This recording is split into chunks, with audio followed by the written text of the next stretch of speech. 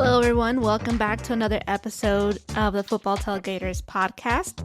Today, we have a lot of interesting football topics to get into, but first, let's introduce Andy, our unbiased NFL football fan. Myself, they call me Yams. I'm your New York Jets fan. Go Jets, 5-2, take flight. From Texas. From Texas. Our topics today are the following. Are the New York Jets in trouble? As we all know, Breece Hall is out for the season with an ACL. Is Tom Brady struggling? Should he retire after the season? With Dak Prescott back with the Cowboys, do we see the Cowboys winning the NFC East? And also our last one here. Well, our last topic before we get into the game previews. Is benching Mac Jones a good or bad move for the Patriots moving forward? Game previews for Week 8. Who you got will be our last topic of this episode. So let's start with my team, the New York Jets. Are the Jets in trouble? As you know, we're recording this late. We got news that the Jets did a trade, and I'm pretty surprised that the Jacksonville Jaguars let go of James Robinson. So that's a great trade for the New York Jets. I think it puts them back right on track for making that playoff run. At least that's my opinion. I think Michael Carter and James Robinson will be a great duo for this team. I think it'll put them back right where Breece Hall. Obviously Breece Hall was a special talent. The big loss for the New York Jets. He was the heartbeat of this offense. So it's really sad that the Jets can't have nice things. They also lost an O lineman, Elijah Vera Tucker. He was doing great. He was helping Breece Hall make those runs happen. So I don't know. What are your thoughts, Andy? I think they are in trouble. I think people who are, I guess, thinking that the Jets were going to be doing really well, even though I'm surprised that they're doing as well as they are right now. But I believe Breece Hall was going to be, or was on pace to be the offensive rookie of the year. And with him not being part of the team anymore, it's not like if you just substitute him with another running back like James Robinson that they just got, they're going to be as good as they were. Breece Hall was a different type of player. Like before he got hurt, he did a 60-yard touchdown run, which is amazing. He was the one that was actually kind of carrying that offense despite of Zach Wilson's trouble throws. So just putting in another running back doesn't mean that they're going to be talented again offensively to score some points. So now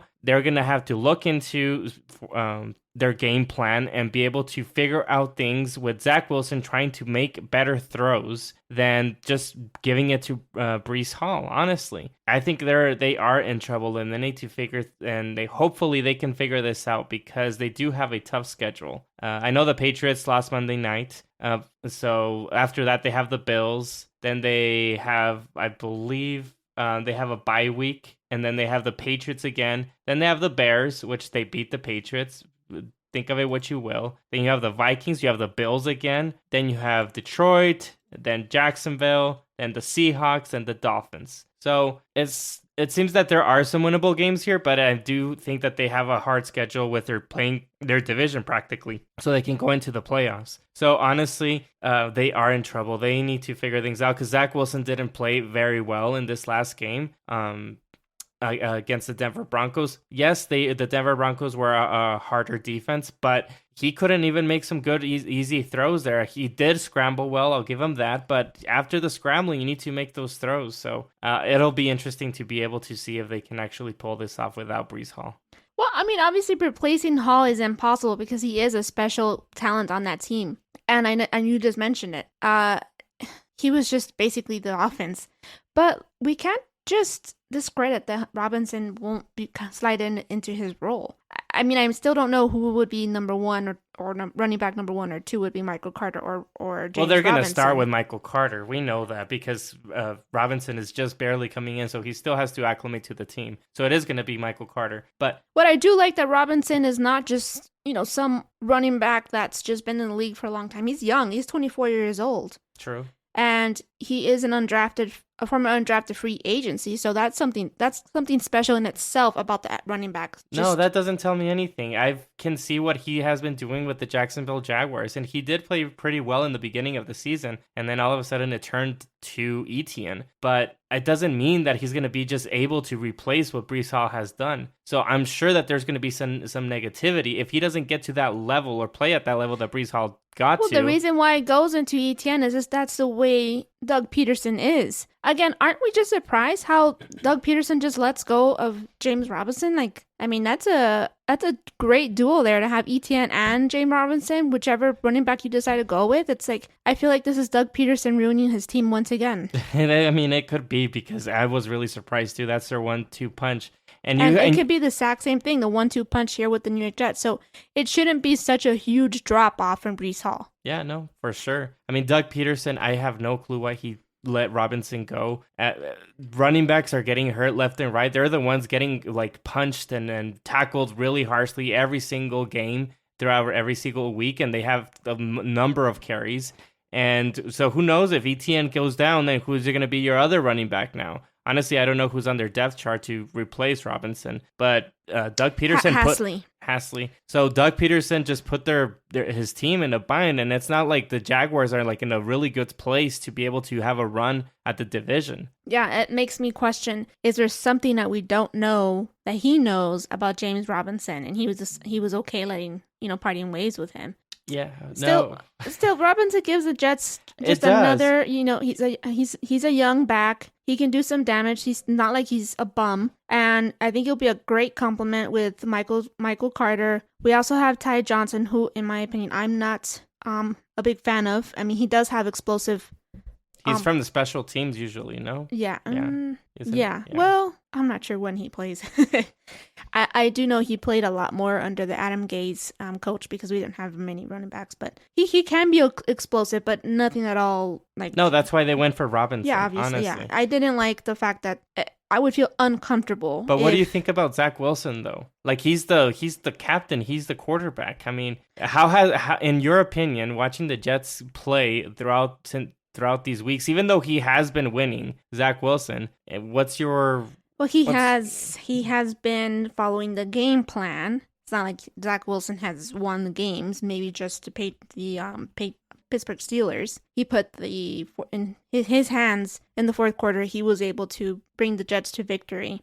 I don't like how he's been playing, honestly. He is running around. He scrambles well. He throws a ball in just risky areas, and lucky for him, it hasn't been intercepted. But some of those throws that he did against the Denver Bronco defense, it was dumb.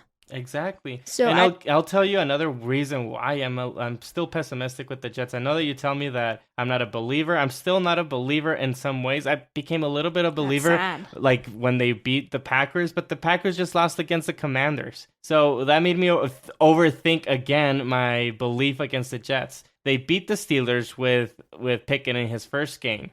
Then they played Dolphins, and they played against the third string quarterback, I believe. But you can't. You are mentioning the Jets' defense is completely different from the offense. Well, still, the offense needs to score some points, though. Yeah, they played the Packers, and I mean, everybody's beating the Packers. They beat the Broncos last week, and that's with Rip, and not even the Russell Wilson, even though he hasn't been playing well. Perfect. Okay. I'm just saying that they haven't been playing teams that are like legitimate. They've been playing. The only one that you mentioned that's a legit offense is Aaron Rodgers, and they beat Aaron Rodgers. The Commanders beat them too. Well, you know what? Maybe the Commanders and the NFC East are not the joke of the NFL, even though they have the easiest schedule. But didn't we see the Commanders play against Chicago and how bad they both were? How bad they were? The Chicago defense is a really good defense.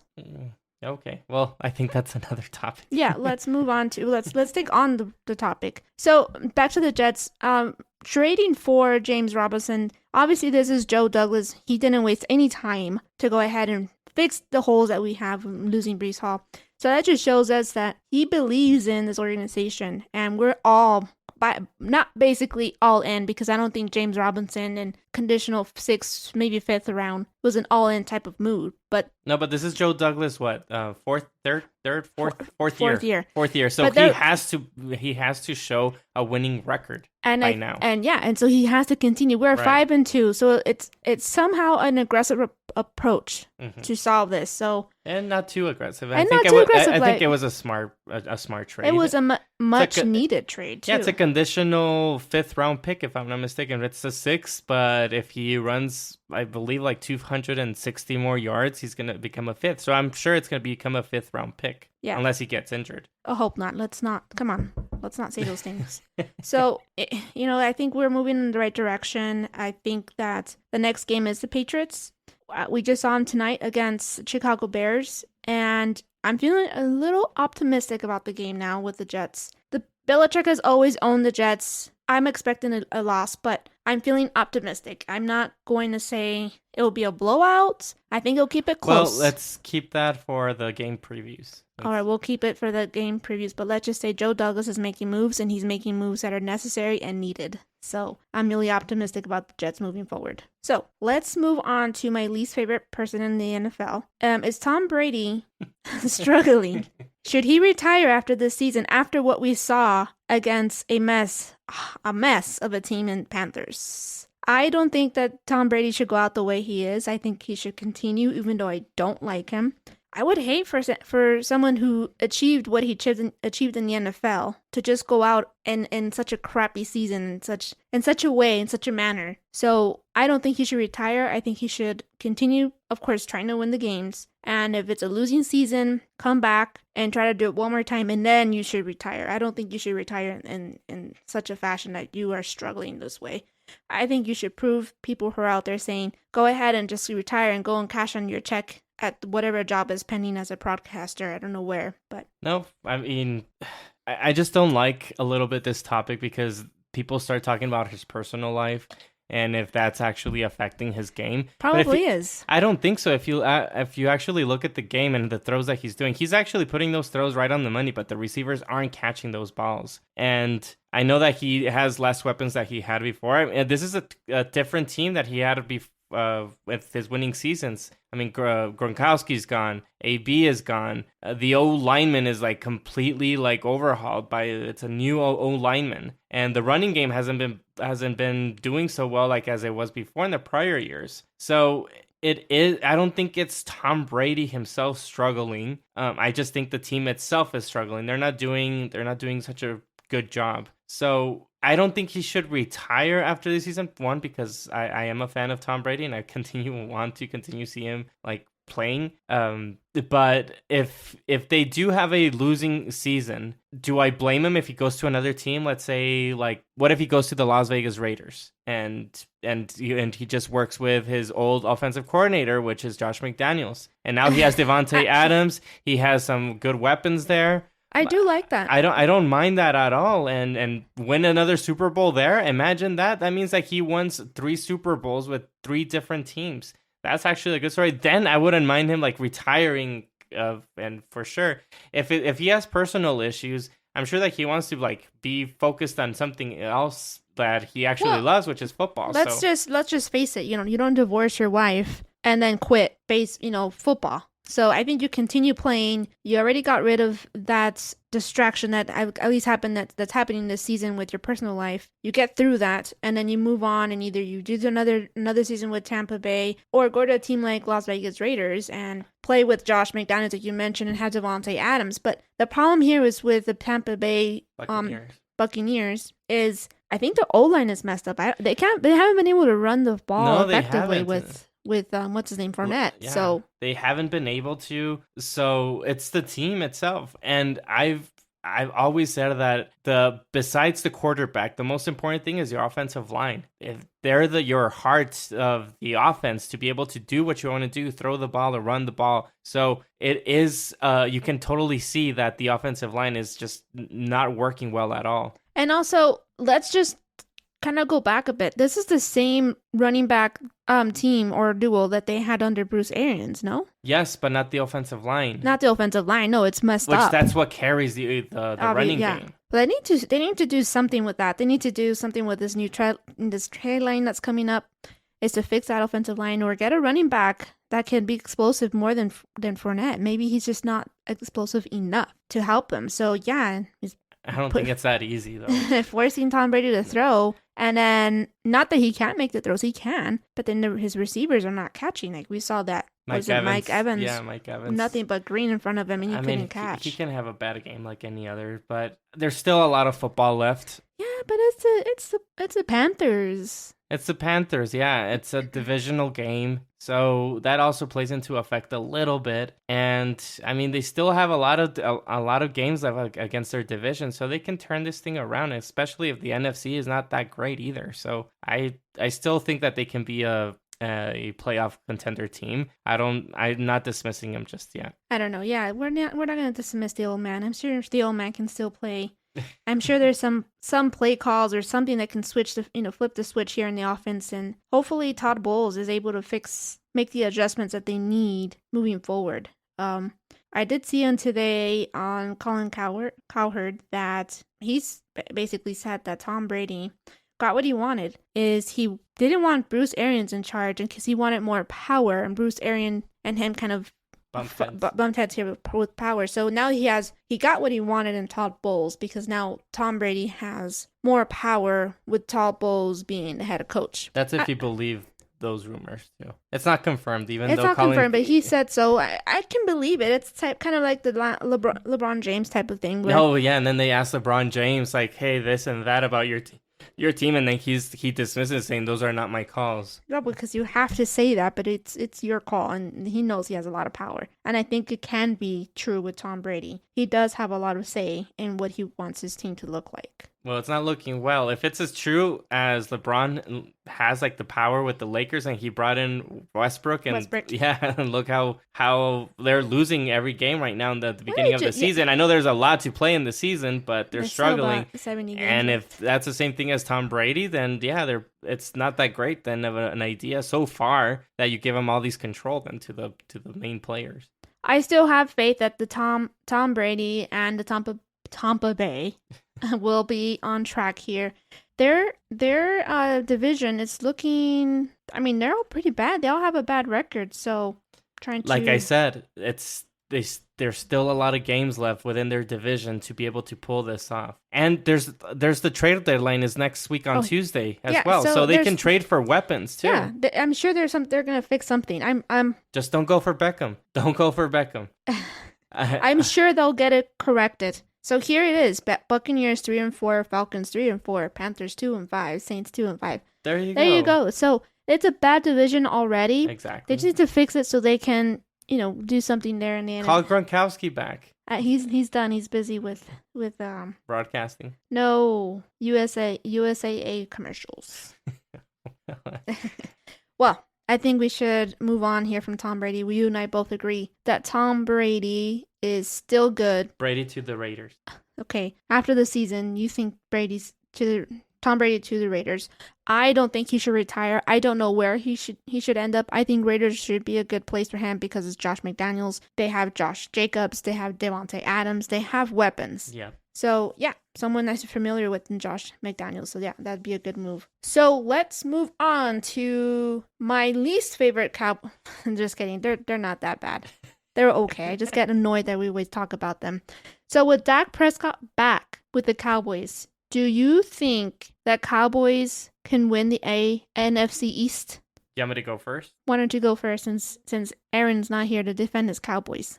Honestly, no. The Dak back doesn't mean too much. I mean, I do believe that Dak Prescott is... Well, let me backtrack. I do not believe that with Dak Prescott being back to the team will automatically win the NFC East. I do believe Dak Prescott is better than Cooper Rush, but I don't see too much of a huge difference between Cooper Rush and Dak Prescott. Yes, Dak Prescott is more mobile and he's more sturdy, but I still think that it hasn't been a huge elevation from the quarterback from Cooper Rush to Dak Prescott. And it's funny I have a big sample size of Dak Prescott for so many years of how he plays. So I know how he can play and how much and if he can win or not. And so the Eagles right now are playing really well, even though they haven't played that many great teams. But they did beat the Cowboys, which has a good division, and they did beat them comfortably as well. So I do not think that with Dak Prescott back, they can win the division that easily. Now, you said that Dak Prescott was mobile. Did we see him be mobile at all in this last game against Detroit Lions? No, but he has been mobile in the previous seasons. He has been mobile. So he has the ability to, just like Russell Wilson. Correct. But do we feel that maybe he was trying to be that pocket passer that Cooper Rush was and didn't move around? That's a really good point. That is a really good point, because I do feel like he has some pressure on him that people were talking about. Look, Dak Prescott, you should take note from Cooper Rush and how he just does the easy throws and finds the open right receiver and the pocket passing. And it's not his game, maybe. No, he needs to move around. And let's face it here. Dallas, or should I say Dak Prescott, struggled against maybe the NFL's one of the worst defense. Quarter 1, 2, and 3 before the fourth quarter when he was able to score finally in the fourth quarter. Yeah, and it was like just at the very end, which the Cowboys had the game already. Already had the game, but he wasn't able to do much. No. I think he struggled a lot against what we can say a pretty bad defense in Lions. Hopefully it's a rust game for him, like just taking off the rust, because he hasn't played since week 1, and that was week 7. So I do feel that, Dak or Cooper Rush would have been able to win this game against the Lions. It was, in my opinion, kind of Dak disappointment for me watching him come back. It could have been rust. He was out. Yeah, that's what I'm saying. It could be, but there were some throws that were just questionable for sure. No, but even as a quarterback coming back, that he was right in front of you, open, that you shouldn't miss. Yeah, he was again rusty. He in both his decision making and passing accuracy was just off. And it looked like the Dak Prescott from against Tampa Bay, and that's what makes a lot of people nervous. Is this going to be continuing? And during the season, because if it is, then the Cowboys do have a problem. We know that Cooper Rush is not going to be the future of the Cowboys, and Dak Prescott, you are paying him over $40 million per season. So you have to make a decision after this season to do what you want to do, because you have elite players, especially on defense, and you don't want to just waste talent year after year, and then you're gonna have to look for another quarterback and restart again. It was really, really, really, really disappointing to see Dak Prescott regress, if you want to say, because he kept, I don't know how many times he threw, but I saw a couple of times where he threw it in triple coverage. Yeah. Where, he was fortunate enough not to have been intercepted. Yeah. And again, like I mentioned, it took until almost Halloween for him to score a touchdown. By Halloween? Because it took him forever. Reference, it's a joke. It's almost Halloween. It took him forever. It's October. I still don't get the joke, though. It took him forever until almost Halloween time, like October 31st, to make a touchdown. Oh. I'm just trying to say it took him forever. Okay, I get but it. Finally, it's not a great of a joke. Well, you don't get my jokes most of the time. So, but it took my thing is, it took him forever to throw a touchdown. Yeah, in garbage time. In garbage time, when we seen Geno Smith just throwing darts, and against Detroit Lions, they racked up the score on them. So come on, you need to do better. You need to do better. Do you think that the Cowboys are gonna do a trade for a wide receiver before the deadline? I don't think so. No, they have the wide receivers that they need. Well, I do believe that they might be able to. You can always use Turpin. Why would you need to trade a wide receiver? Well, having a veteran wide receiver also helps. Don't you think that with Amari Cooper, he had a better connection with, and he's a veteran wide receiver, and I'm sure that he would have been able to score easier with Amari Cooper. So with a veteran wide receiver, I believe that it would actually take the Cowboys into another level. Well, don't you have Wayne James Washington? Where is he? Is he? He's gonna be back, I believe, pretty soon in the next few weeks. Well, wouldn't you consider him maybe a veteran? No. Do you really? We can't compare Amari Cooper to Washington, honestly. I know a lot of Cowboys fans were just frustrated with that move. I don't know who's out there to be able to trade for, but I mean, why not? I mean, the Jets were able to trade for Robinson. Why can't the Cowboys trade for a veteran wide receiver? Yeah. I don't know. Adam Thielen, maybe from the Vikings. Like somebody like that, that they can be able to just throw the ball to. Adam Thielen is not going to be available. No, I'm just saying a type of wide receiver that's a veteran. Yeah, I don't know who would be on the trading block. I mean, I was pretty surprised with James Robinson. I would never seen that one. I was thinking more Cam Akers or Kareem Hunt, but I can't think of a wide receiver that would be Kareem Hunt. I think that was wishful thinking, but okay. Well, they have Chubb. Yeah, but the Cleveland Browns use him 50-50 most of the time. Well, I only thought Kareem Hunt because he's on the last year of his contract and he's going to be and also the Cleveland Browns gave up a whole bunch of picks. So yeah, but I mean, if it's his last year of his contract, I mean, you're gonna what? I mean, I guess same thing as you're not they gonna gave. use him, I guess, and just get a. I mean, maybe it can work out that way. But anyways, it didn't happen. They got James Robinson, but Which yeah, I'm happy about. But yeah, I can't think of a wide receiver that would be not Odell Beckham. You don't think he would be a good no, because he just pick for him. no. And I think he's a good wide receiver, But he just came off an ACL. He came off an ACL, and typically when you're coming off an ACL, you don't do so well. I don't think so. I don't think they're going to trade for a wide receiver for Dak Prescott, but you might be right on the whole Amari Cooper being gone, and I think that's the reason why he was throwing it in triple coverage. Yeah. And we were seeing the way he played in Tampa Bay. I hope it doesn't continue. I hope it doesn't continue because they really do need Dak Prescott to play well. They do have an easy schedule. Let's just admit that. They have the Bears, who play pretty good against the Patriots. Coming up, they play the Packers, who are not the same Packers team. We can see no, but they can always that team can always turn it around. It is Green Bay with Aaron Rodgers, and we've seen him struggle in years past, and beginning of the season, and then they turn it around. It's Aaron Rodgers. I am not concerned for the Green Bay Packers to just be terrible throughout the whole season. So I don't think that's a bad game. I think it's a win. I think the Dallas defense helps secure that win against the Packers. I think the Cowboys defense is carrying the Cowboys. Let's just admit that. Let's admit that. Yeah, of course. What about Bears? They have Bears coming up. The Bears defense is, in my opinion, they're pretty good at defense. And the Cowboys have always struggled against the Bears, honestly. And if he continues throwing it in triple coverage, we're going to see some trouble happening. The Bears can actually beat the Cowboys next week. I wouldn't be surprised, but we'll discuss that in the game previews. So to answer the question, in my opinion, is Dak Prescott going to win the NFC East for the Cowboys? I don't think so. I think the Eagles take it. Honestly, the team is third place right now behind Giants. Yeah, so exactly. no, no. Right? It's simple as that. It's just no. As of right now, no. We are both in agreement. Are the Cowboys in the playoff picture right now? Are they in the wild card spot? I don't know. I don't think so. I think they are. But well, I don't think they'll win the division. So I think the Eagles take it. Mm-hmm. All right. So speaking of. Well, we're going to shift it from the NFC East to the AFC East. Tonight we saw a game, Chicago and Patriots. Now we saw that Belichick decided to bench Mac Jones. So is benching Mac Jones a good or bad move for the Patriots moving forward? I don't like the fact that Belichick benched Mac Jones after an interception. He was out. He was injured. So can we say that he was a little bit of rust? Same with Dak Prescott.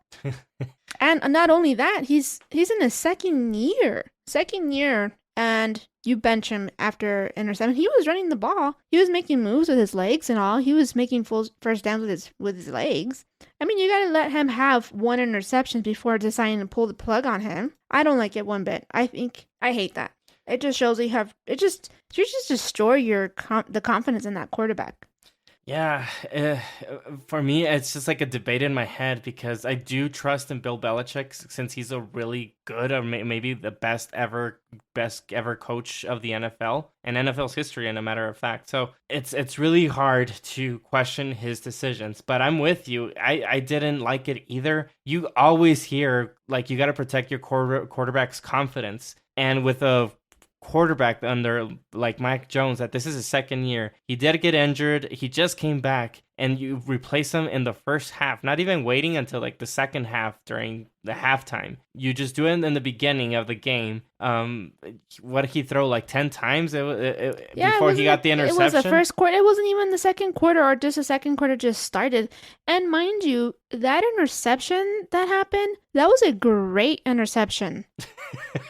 It was a freak interception. Well, I mean, it was more a great play from the defense. The defense, then it wasn't like he was throwing a bad throw. And the problem is that he couldn't get anything going. And then he put in Zappy, and then Zappy scored right away, quickly, and throwing some darts. And then Zappe had his struggles. I guess the defensive coordinator for the Bears just knew how to defend Zappe right away and just figure things how to just destroy the offense for the Patriots. And then they struggled the rest of the game, especially of the whole second half. So I don't like the decision, but in Mac Jones, we were hearing reports that he has been playing through diversity, and we do remember that he played for Alabama, which is the top college team that you can think of that's always in championship games, and he did win a championship with them. And he had some situations that he didn't play as the starting quarterback, and then he did start, and they had some situations there. So he has that capability mentally to be strong and to be able to be the starting quarterback going in the future. But I don't know what Bill Belichick is doing, like just moving him back and forth.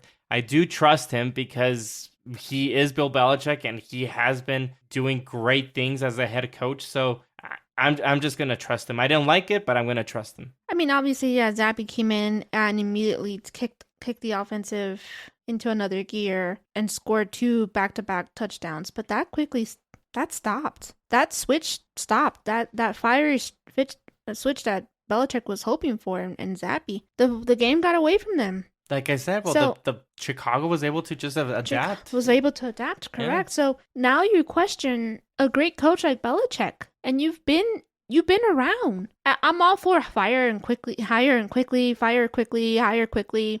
When you know that this player is not for your team or this employee is not for your company, go ahead and move on from the person. But in the middle of a game like that, not even halftime. Yeah, I know. Not even in halftime. Very just surprising. Go to halftime, then make that adjustment.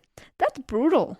That's brutal. It's like throwing tomatoes at a comedian on stage. Like, it just ruins your confidence. So I'm not happy with it. I hate the Patriots. So I do think that he's gonna go back to Mac Jones. I don't know if it's the next game or the following game, but at some point this season he's gonna go back to Mac Jones. I don't know. I don't think so. I think you look dumb going back to Mac Jones after doing such a move on Monday night. I don't think you can, if you're Bill Belichick. You don't care? No, and does he really look dumb? I mean, maybe there's going to be some people he looks thinking dumb that now he looks after. dumb. Yeah, he looks dumb. Well, not after to losing. not to people that have been watching Bill Belichick like be a coach. I mean, you just trust in him and trust his decision making. I guess you're going to have the two types of fans: either the ones that think like it's idiotic what he did, and the ones that be like, you know what, I do trust him. They're just two different quarterbacks, Zappe and Mac Jones. I know that Zappe is just a pocket passer. He doesn't really get out of the pocket. What could happen is, maybe not during this season, but after the season, Mac Jones will be like, you know what, Patriots, trade me. I don't want to have the situation that during the season you're going to be benching me and not benching me. I'm starting, just the Patriots are going to have some trouble there. So that can be a situation. And I'm sure that Belichick, if he does bring that up, he's going to just trade him like right away. He's not even going to like think of it like, hey, no, you're staying here no matter what or whatever. I think he has a big ego to be like, go away, I don't need you. We'll see. We'll see. I don't know if it was even a good move to honestly just stick it out with Mac Jones or just do it in the halftime. And also probably not even good for Zappe to have that on you, to know that, you know, you just basically bench someone in the first quarter or the end of the first quarter. Obviously it didn't end well for the Patriots. So let's move on to anything else you want to add? Yeah, before we move on to the game previews, I just wanted to bring up the big change that happened on the quarterback for the Indianapolis Colts. Frank Wright actually is benching Matt Ryan for Sam Ellinger for the rest of the season. He did play in Texas, and that's what Frank Wright and the Colts decided to do, which is a big surprise for me. I mean, Matt Ryan, think of what you want of him. He did go to the Super Bowl, so it does question for me a little bit that decision. I think that Frank Wright is in a position that his seat is a little hot to be let go, because he did go. He got Carson Wentz for 1 year, fired him. He got Matt Ryan. Now he's benching him, and now he's going to go for Sam Ellinger so he can have a successful season. I feel like it's kind of like Matt Rule with the Panthers, trying to just find a quarterback and just be able to save the season. And it leaves a bad taste in your mouth, if you ask me. I mean, they do have Nick Foles in there as well, but I guess he just wants to see what Sam Ellinger can do. So I'm not a big fan of it, but I think as a Colts fan, maybe you just want to see a change happen because the Colts have been struggling. So I'm not a fan of it, but I do understand it. It's giving me, this is what I'm thinking. I'm thinking it's a lot of Matt Rule going on here, and I don't like it. Obviously, Frank Wright feels he's in the hot seat and he needs to make a spark happen. He's obviously going to get fired at the end of the season or in the middle of the season. Who knows? But let's face it, it's probably the coach here, and Carson Wentz was the fall guy. Was the fall guy for last year? So The scapegoat. Yep, and he is not the reason why the Colts are struggling. It's obviously Frank Wright, and a lot of the changes in the Colts offensive line. It's not good. Yeah, look, It's not good. a lot of fantasy people that got the Taylor in the first overall pick, which I'm sure it's like most of fantasy. He's not doing well at all, and could it be coaching? Could it be not the O line or the player itself? It's just it's been a difficult year for the Colts.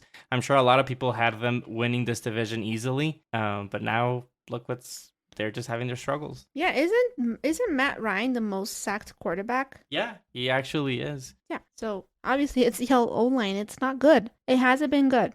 And you can't blame Matt Ryan. And it's also a dysfunctional organization. I blame the Colts so much for ruining Andrew Luck's career. Yeah.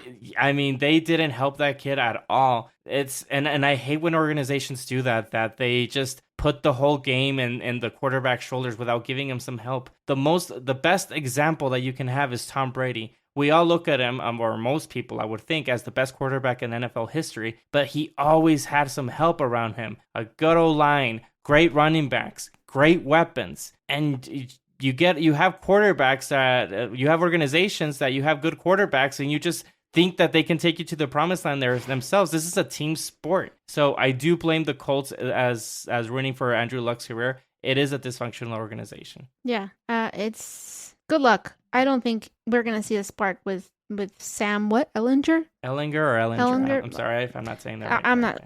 I'm sure we're both butchering that name. Yeah, we're not gonna see a spark on this team. I doubt it. It's a team that's going down the wrong path. I'm pretty surprised because I think they were one of my sleeper Super Bowl picks. Was the Colts. I remember. I'm pretty surprised that they were doing so bad. And just like myself, I thought Carson Wentz was the issue, but no, this team has bigger issues, and it's not Carson Wentz. So good job, Colts, for blaming it on Carson Wentz.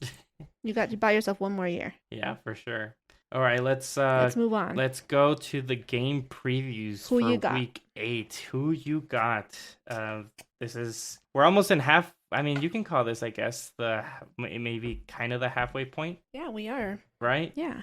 So, I mean, it's kind of like I'm happy that there's still a lot of football left, but I'm also sad that it went so fast. So fast, exactly. But oh well, we still have the rest of the season and playoffs with the Super Bowl. So we'll see. And I don't know, I think they're doing something different with the Pro Bowl, but anyways, I think it's like a skill set instead of a game. It's like a nerf.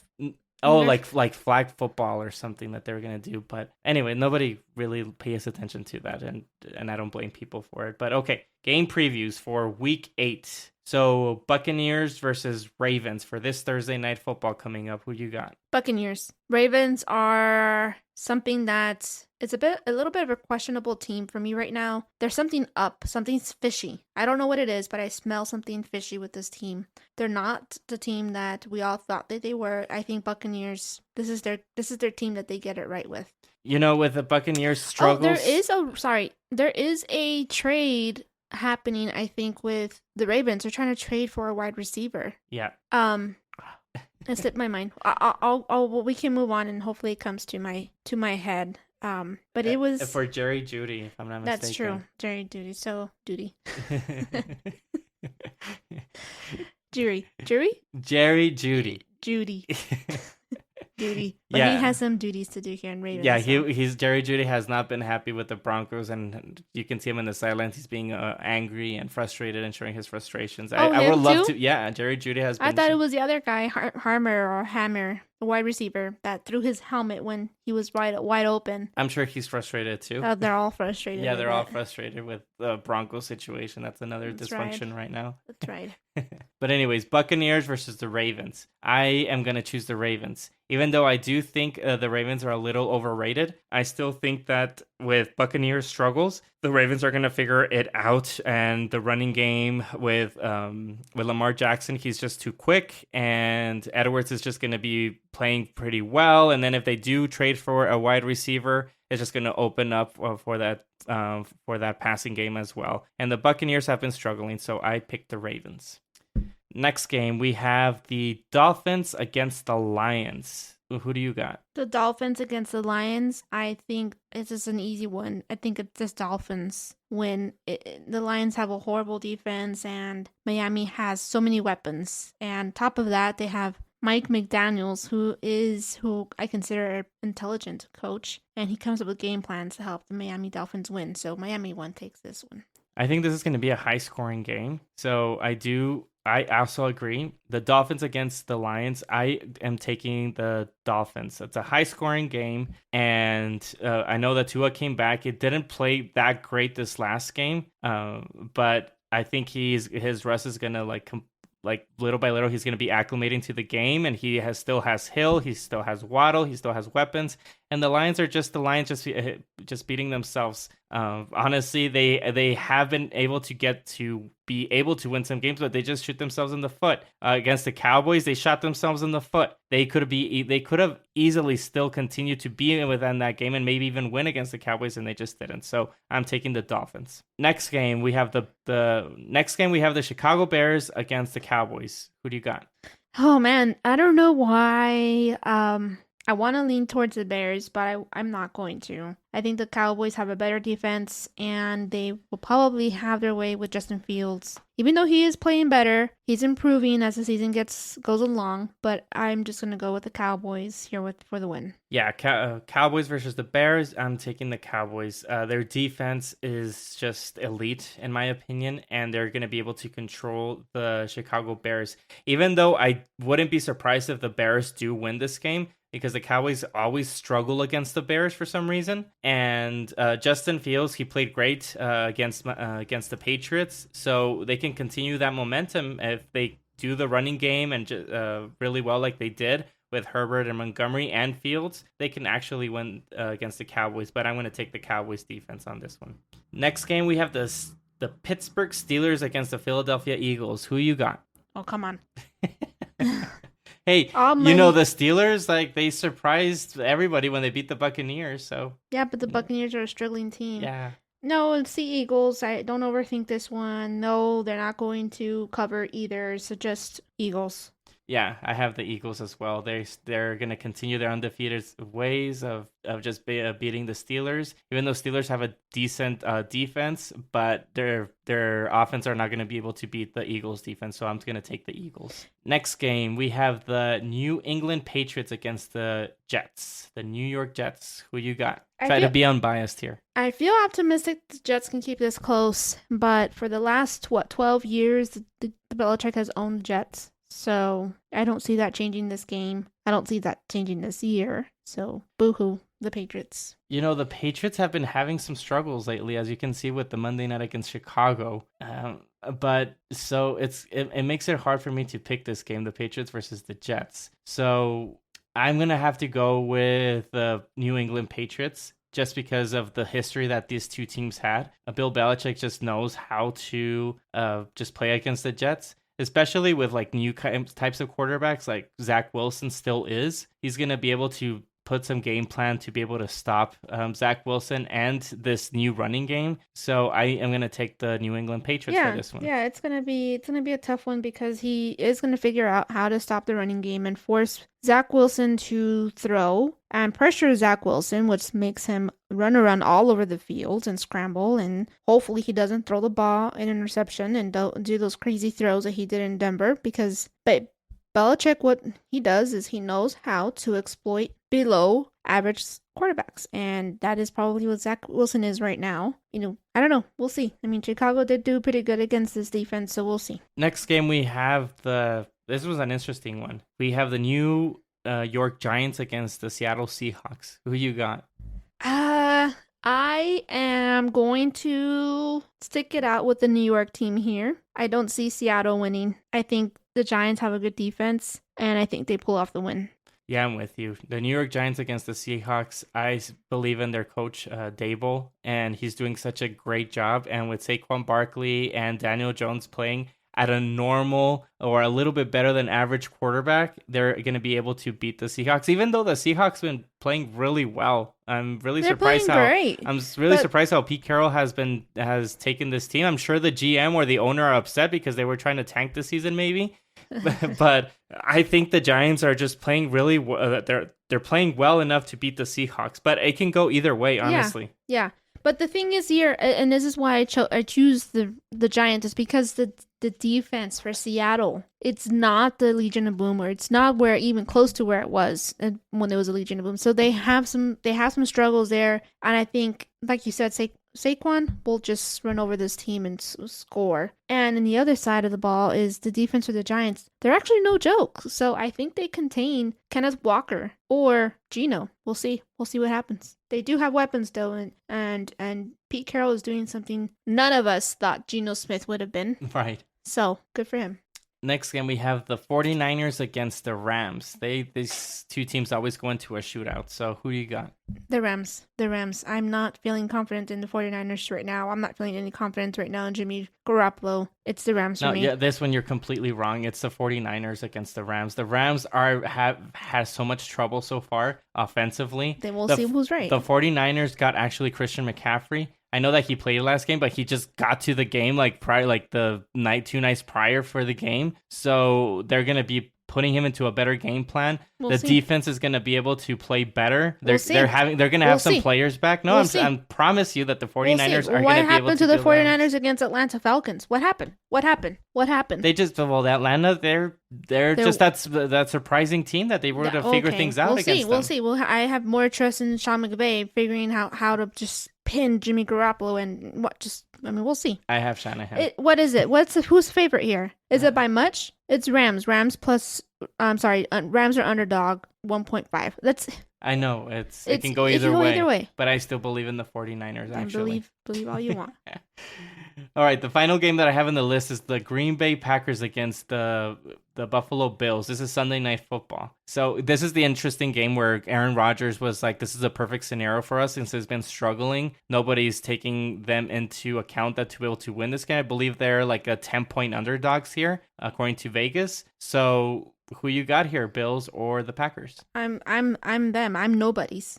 So I don't believe they pull it off at all against Buffalo Bills, who is the number one team in the NFL right now. I don't see it. I don't see them pulling off the win. I'm sorry. I hope they do because they are at AFC East and they're in the Jets division. I hope they do.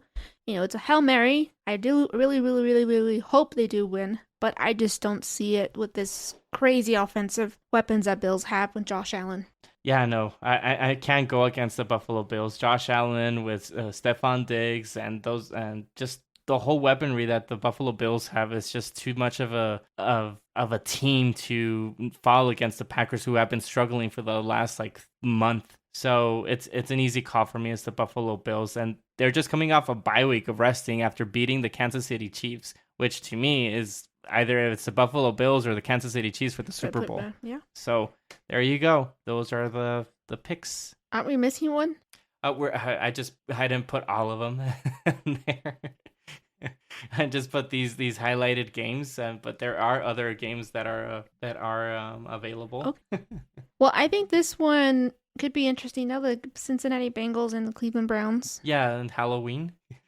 Who do you got for the Bengals and the Browns? Yeah, it can be definitely an interesting one. No, I think Bengals are gonna take it. They are getting their groove back, and they're back on that train. So I think we might be seeing them even win the division. So yeah, Bengals. Yeah, I agree with you. It's the Bengals. They're looking like their old selves. I know that they had their struggles in the beginning of the season, but they got back to where they need to be. They have Jamar Chase, they have Mixon, they have Higgins, and they have a really good quarterback when Joe Burrow. He actually had a great fantasy weekend So Jamar Chase. Yeah, and Jamar Chase as well. So easily for Halloween night, the Bengals. Awesome. Well, thank you so much, Andy, for going over the game previews for Week 8. Who you got? Now, any last thoughts?